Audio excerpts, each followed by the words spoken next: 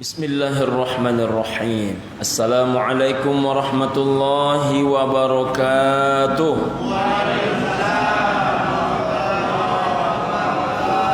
Innal hamdalillah salatan wa salaman ala Rasulillah. Asyhadu an la ilaha illallah wahdahu la syarikalah wa asyhadu anna Muhammadan abduhu wa rasuluhu la nabiyya ba'dah. Allahumma salli ala sayyidina Muhammad wa ala alihi wa ashabihi wa mawalah. Amma ba'du.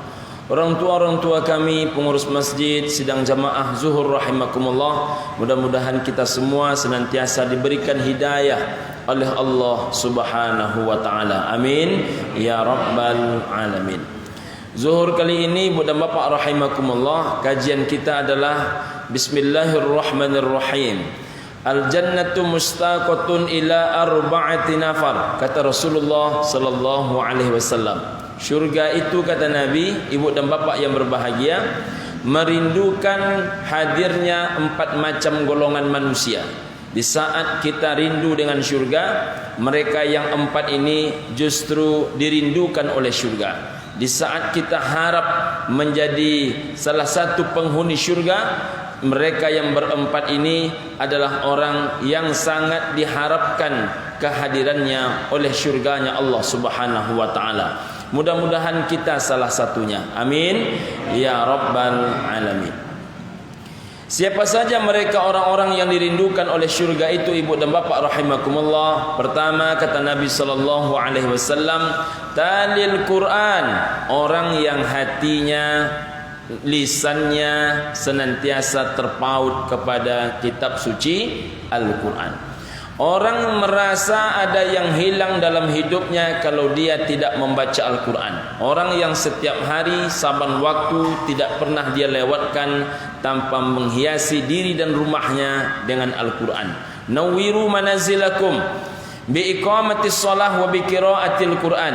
Berikan cahaya ke dalam rumah tanggamu, kata Nabi. Dengan apa cara memberikan cahaya dalam rumah? Biiqamatis shalah, dirikanlah salat. Yang kedua, wa biqiraatil Quran, bacalah Al-Quran.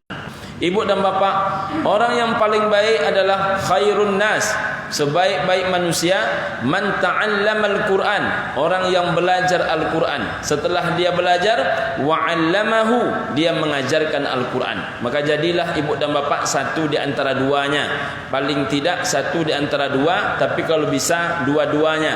Kalau bisa belajar sekaligus mengajar, maka itu jauh lebih baik. Paling tidak jadilah salah satunya. Apa yang paling sederhana?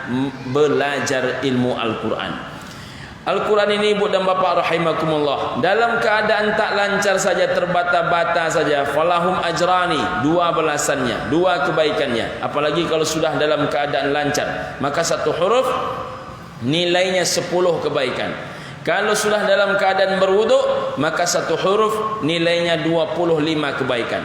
Kalau dalam keadaan salat, 1 huruf 50 kebaikan. Kalau dalam keadaan sedang berpuasa, apalagi bulan puasa ini bulan puasa Ramadan, maka 1 huruf paling tidak 700 kebaikan. Coba ibu dan bapak bayangkan, kalau 1 hurufnya 700 kebaikan, maka alif lam mim saja nilainya 2100 kebaikan. Bagaimana akan tidak dirindukan oleh syurga? Ada orang yang mulutnya senantiasa membaca kitab suci Allah Subhanahu wa taala. Jadi ibu dan bapak rahimakumullah, para ulama-ulama, sahabat-sahabat Nabi juga ibu dan bapak rahimakumullah, mereka adalah orang-orang yang ahli dalam membaca Al-Quran. Di antara mereka Sayyidina Utsman bin Affan, dalam setiap tahajudnya beliau khatam Al-Quran 30 juz.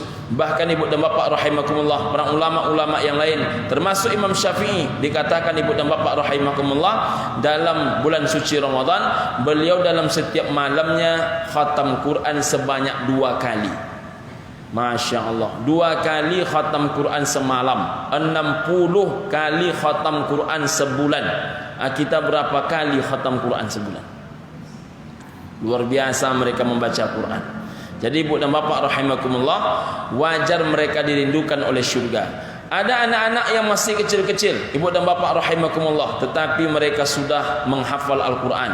Bahkan tidak sedikit di antara mereka, anak-anak kita itu usianya 5 tahun, tapi sudah hafal Al-Quran 30 juz. Di antaranya anak kita dari Bengkalis beberapa waktu yang lalu, yang juara 1 lomba hafalan Quran di Indosiar. Umurnya masih 5 tahun, tapi hafal Al-Quran 30 juz. Maka ibu dan bapak rahimakumullah, saya menghimbau, jika tidak bisa dimulai dari rumah tangga ibu dan bapak, jangan sampai tidak ikut serta. Paling tidak perhatikanlah, biayailah, fasilitasilah anak-anak yang membaca Al-Quran. Mereka-mereka yang menghafal Al-Quran, insyaAllah mengalir pula kepada kita pahalanya. Minimal pahala melapangkan, memudahkan, memfasilitasi orang-orang yang menghafal Quran. Mudah-mudahan kita mampu melakukannya. Amin ya rabbal alamin. Yang kedua, ibu dan bapak rahimakumullah, wa hafizul lisan, orang yang menjaga lisan. Lisan ini ibu dan bapak rahimakumullah salah satu di antara tolak ukur baik dan tidak baik seseorang. Al-zahiru yadullu 'alal batin. Yang kamu tampakkan keluar, kata Nabi, itu adalah bentuk asli batin. Bagaimana aslinya batin kita, bagaimana aslinya jiwa kita, bagaimana aslinya hati nurani kita. Tengoklah kepada hal yang zahir. Apa hal yang zahir? Yang zahir itu muncul dari dua hal. Pertama, lihat cakapnya, lihat bicaranya, lihat perkataannya. Yang kedua, lihatlah perilaku dia, lihatlah perangai dia, lihatlah perbuatan dia. Maka orang baik itu, ibu dan bapak rahimakumullah, al-muslimu man salimal muslim, man salimal muslimun.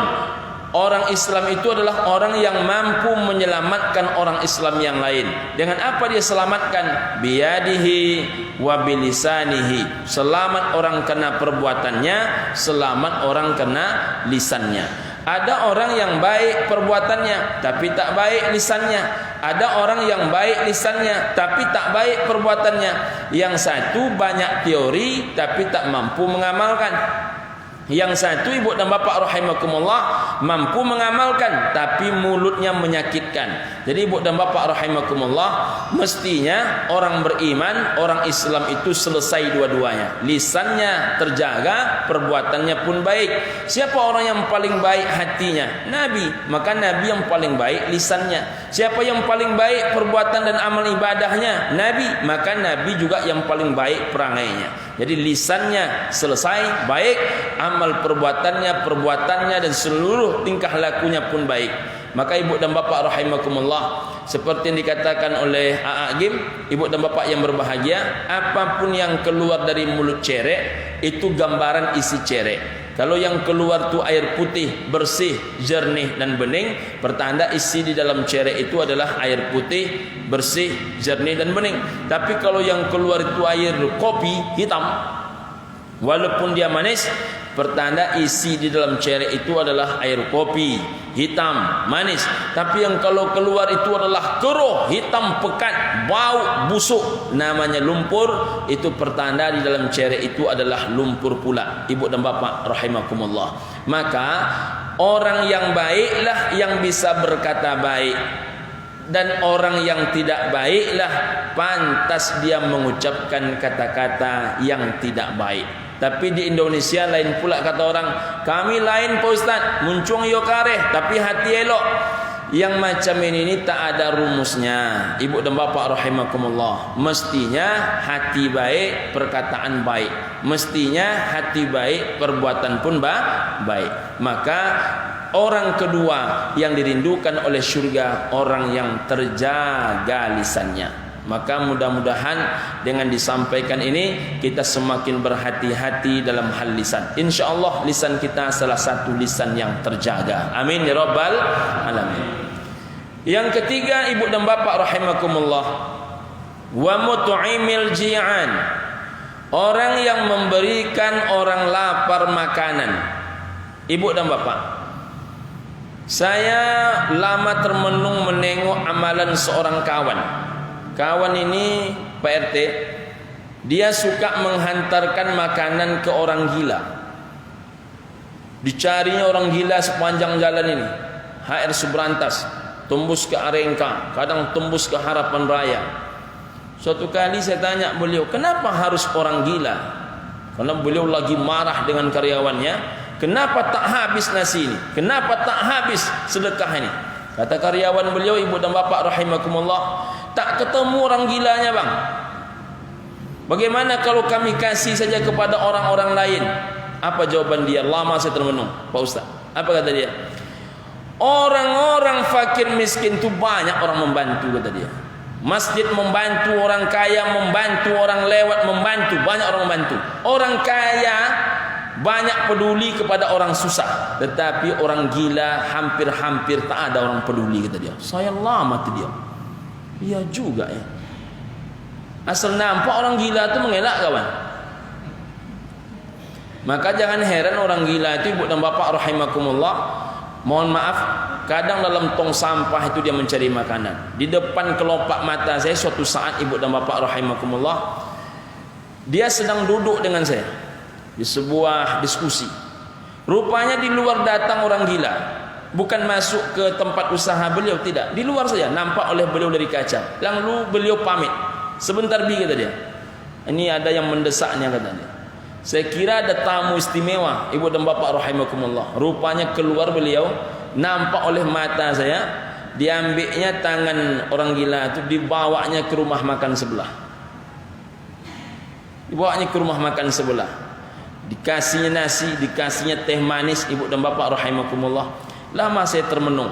Karena ibu dan bapak rahimakumullah, kalau orang miskin dia bisa mendoakan kita. Kalau orang susah nampak senyumnya bahagia menengok kita. Kalau orang gila, kadang kita beri belum tentu dia berterima kasih. Kadang kalaupun dia mengucapkan kata-kata entah apa-apa yang dia ucapkan, tapi ada hati yang tulus memperhatikan orang yang butuh. Ini bukan berarti bapak ibu lalu mencari orang gila semua, tidak. Tidak semuanya mesti mencari orang gila. Cari anak yatim, cari fakir miskin, cari orang-orang duafa lainnya. Yang perhatian dengan yang macam ini silahkan. Yang tidak pun intinya memberikan orang butuh makanan. Dulu sahabat banyak mereka berkurban. Jangan dikira orang sekarang lebih hebat berkurban dibandingkan zaman sahabat Nabi. Belum tentu. Ada sahabat Nabi itu yang berkurbannya 1000 ekor onta. Bayangkan itu. Nabi pernah berkurban 100 ekor onta. Banyak mereka berkurban. Tetapi berapa yang mereka simpan?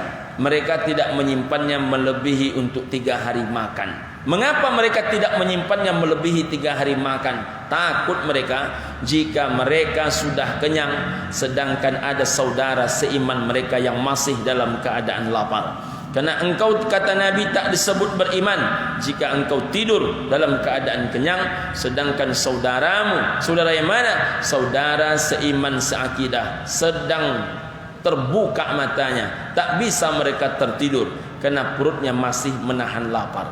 Jadi ibu dan bapak rahimakumullah, malam nanti, malam 21, biasanya kita sudah mulai menengok budget, menengok uang, menengok tabungan, menengok berapa yang terkumpul, tergabung, terhimpun selama ini. Jangan hanya menjadi orang celaka. Siapa orang celaka itu? Alladzi jama'a malan wa 'addadah. Orang yang mengumpulkan harta lalu menghitung-hitung. Nah, kita ni tak bahagian orang hanya mengumpul, cari, kumpul, hitung, cari, kumpul, hitung, cari, kumpul, hitung, tidak. Tetapi kita salurkan. Kalau bisa janganlah 2,5%. Saya menghimbau ibu dan bapak semua, batas 2,5% itu batas minimal. Naikkanlah sikit, 3%, 4%, 5%. Tidak akan pernah bapak ibu rugi berniaga dengan Allah, berjual beli dengan Allah. Kalau bapak ibu yakin dan percaya, tak ada investasi yang paling hebat sehebat investasi kepada Allah Subhanahu wa taala. Wa mimma razaqnahum yunfiqun. Kita infakkan di jalan Allah. Allah kalau sudah mengganti ibu dan bapak rahimakumullah, tak pernah sama. Tak pernah sama. Jangankan kurang, sama pun tak pernah. Jadi bagaimana cara Allah mengganti? Pasti bal yazdada. pasti bertambah, bertambah, bertambah. Maka zakat itu artinya bersih. Zakat itu artinya tumbuh. Zakat itu artinya bertambah. Awalnya dia banyak tapi tak bersih, maka dengan zakat menjadi bersih. Awalnya dia sedikit tapi dengan berzakat dia menjadi tumbuh, tumbuh dan bertumbuh. Awalnya dia tak seberapa tapi dengan berzakat dia menjadi bertambah. La in syakartum la azidannakum wa la in kafartum inna adabi lasyadid. Jadi kalau kita pandai bersyukur, Allah akan tambah nikmat kepada kita. Wa la in kafartum, jika kita kufur kepada nikmat Allah Subhanahu wa taala, inna adabi lasyadid, sesungguhnya azab Allah sangatlah pedih. Kita banyak belajar, ibu dan bapak rahimakumullah, menengok orang-orang kaya yang kikir. Bukannya mereka tambah kaya, ada saja yang menghancurkan harta benda mereka. Sedang naik, ibu dan bapak rahimakumullah, seluruhnya ada, seluruhnya berpunya. Tiba-tiba salah satu anaknya kena narkoba, dalam waktu sekejap habislah sudah. Jadi ibu dan bapak rahimakumullah, kalau Allah berkehendak menghancurkan, mudah bagi Allah menghancurkan harta benda kita. Maka supaya harta ini berkah, dapatnya sedikit cukup, dapatnya banyak berlebih-lebih, Allah berikan apa yang kita inginkan, Allah berikan apa yang kita minta. Salah satu caranya adalah buatlah banyak orang mendoakan kita. Dan doa yang salah satu paling mustajabah, doa seorang fakir, doa seorang miskin terhadap orang yang membantu dia, melapangkan dia, insyaallah dikabulkan Allah Subhanahu wa taala.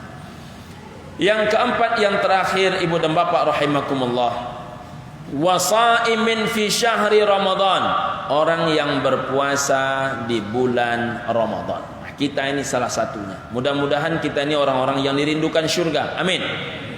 Akan disediakan pintu spesial, namanya Babur Rayyan, pintu spesial untuk orang-orang yang diterima amal ibadah puasa Ramadannya. Apakah kami punya kesempatan mendapatkan? Insyaallah. Maka tuluskanlah hati dengan berpuasa ini. Berpuasa ini ibu dan bapak rahimakumullah, kalau hanya menahan lapar, sebelum puasa pun kita dah sering menahan lapar. Kadang sampai jam 2 belum makan. Kalau hanya menahan minum, mungkin ada di antara kita ni minumnya tak banyak. Minum hanya segelas sampai pula makan malam. Artinya hampir-hampir kita tak minum sama sekali. Ibu dan bapak rahimakumullah, kalau tak melakukan hubungan suami istri, mohon maaf, ada beberapa penyakit yang membuat orang tak bisa lagi untuk berhubungan suami istri. Jadi kalau hanya tak makan, tak minum, tak berhubungan suami istri, banyak orang mampu. Yang paling sulit itu adalah bagaimana Ramadan itu bernilai. Kam min shaimin laisa lahum min siyamih illa al-ju'i wal 'atash. Seberapa banyak orang-orang yang berpuasa, mereka tak mendapatkan nilai puasanya kecuali yang mereka dapatkan hanyalah lapar dan haus sahaja. Oleh kerana itu ibu dan bapak rahimakumullah, salah satu yang penting kita rasakan di bulan Ramadan ini, merasakan haus, merasakan lapar, merasakan letih, merasakan mengantuk. Apalagi malam ini. Malam ini kita rencananya tak tidur. Maka saya menghimbau ibu dan bapak, lepas acara ini tidurlah sejenak, agak 1 jam. Karena nanti malam jangan tidur. Kalau ada bapak ibu apalagi yang sudah usia 40 tahun ke atas belum juga mulai iktikaf, bapak mau mulai kapan? Ada yang bilang kepada saya bukan tak mau iktikaf Pak Ustaz, tetapi menahan kantuk tu saya tidak bisa. Memangnya cuma bapak saja yang tak bisa menahan kantuk. Kami yang membuat ini pun tak mampu juga menahan kantuk.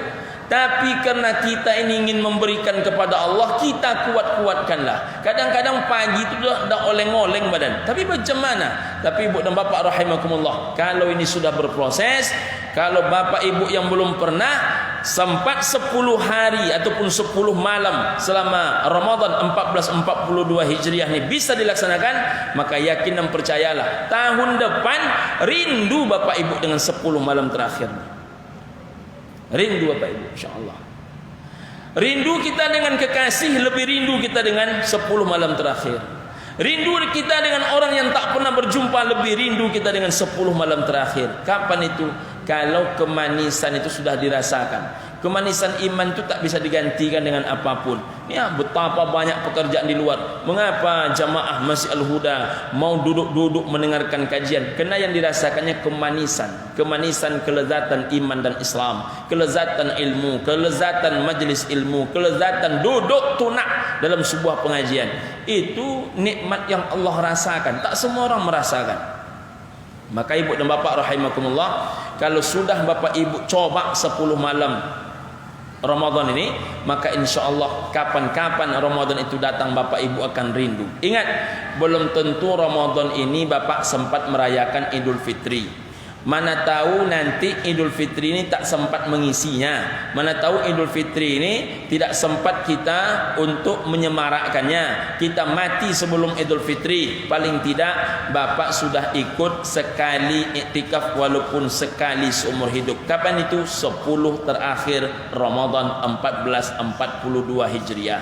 Jangan setelah mati nak beribadah balik. Sudah terlambatlah sudah. Sebelum penyesalan itu datang kemudian, saya menghimbau ibu dan bapak semua, malam nanti iktikaf, malam nanti ke masjid, malam nanti jangan tidur. Kalau nak tidur juga, pulang solat sunat witir, tidurlah sebentar sampai jam 12. Jam 12 itu bersih-bersih. Kalau bisa mandi, kalau tak mandi minimal bersih-bersih, istinja lain sebagainya. Buat badan wangi-wangi, datang ke masjid, berniat nawaitul i'tikafa lillahi ta'ala. Sengaja aku berniat i'tikaf karena Allah Subhanahu wa ta'ala. Maka bacalah Quran, berzikirlah, salatlah, bermuhasabahlah, teteskan air mata. Selama ini kita jarang menangis. Nabi saja menangis, batu saja menangis, tapi ada orang yang banyak dosa tak pernah menangis. Maka duduklah di masjid, banyakkan air mata itu mengalir, biar hilang segala kesombongan, biar hilang segala keangkuhan. Mudah-mudahan Ramadan ini menghantarkan kita kepada syurganya Allah Subhanahu wa ta'ala. Amin ya rabbal alamin. Itu dulu yang dapat disampaikan. Semoga ada manfaat, ada kebaikan. Kita sambung lain kesempatan insyaallah. Billahi taufiq wal hidayah war ridha wal inayah. Assalamualaikum warahmatullahi wabarakatuh. Waalaikumsalam.